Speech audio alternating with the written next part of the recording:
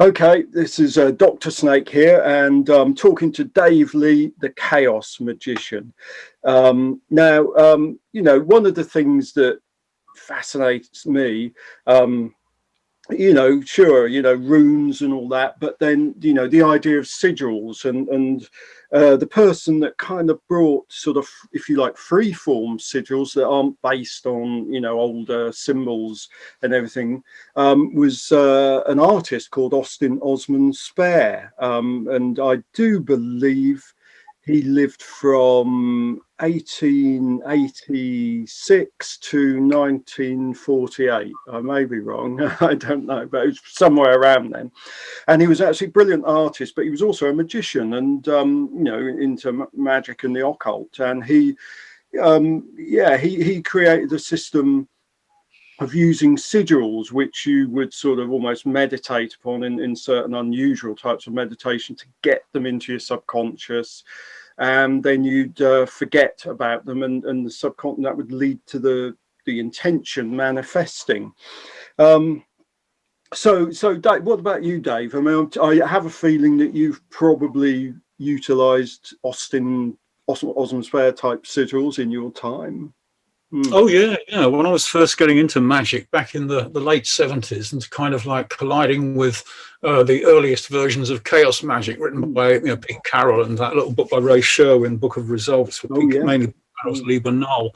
And that was one of the main things that you started with, was sigils. You learn to sit still, learn to pay attention to the current of your breath, learn to pay attention to the current of your thoughts, then you're ready to to get something to sink into that the deeper part of the mind, the unconscious, if you like. And so I did quite a lot of stuff with sigils. And the first time I had a result, it was like, wow, this stuff works. So it's a great way to begin your magical career if you come from our scientific and skeptical culture, where it's very difficult to believe in in magic.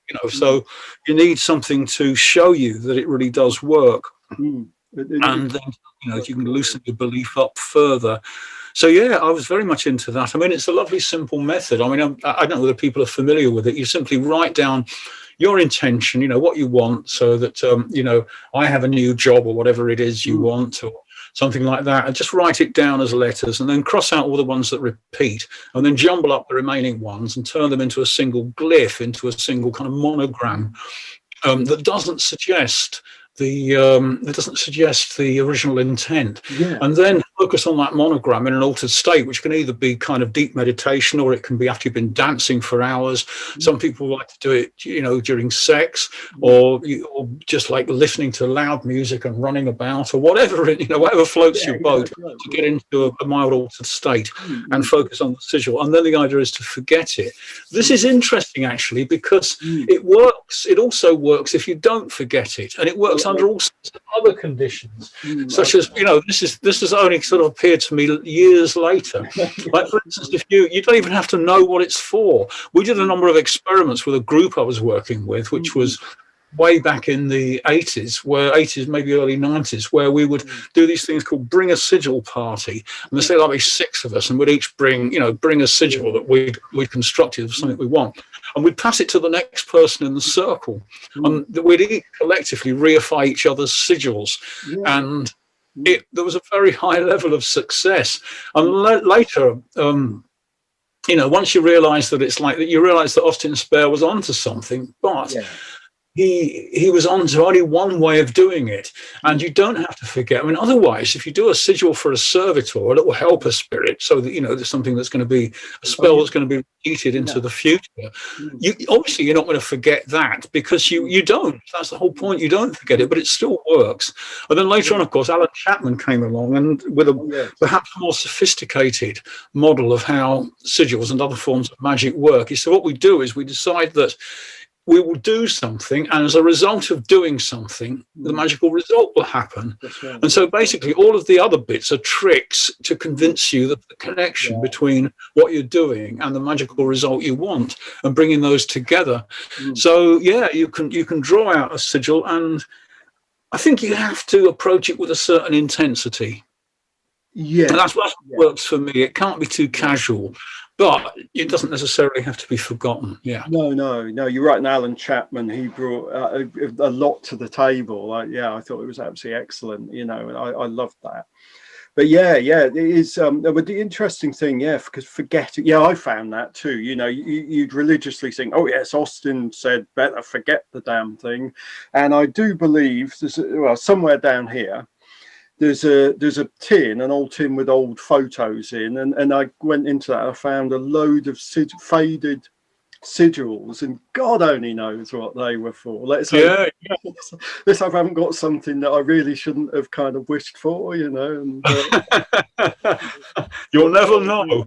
Yeah, that's right. And but also, I mean, really, we mustn't forget, about Austin Osman Spare, because why does he matter? Well, because he was not really very elite, was he? He was probably, I think his father was a policeman of some sort, so you'd have to call him maybe lower middle class, but he lived in the Southwark.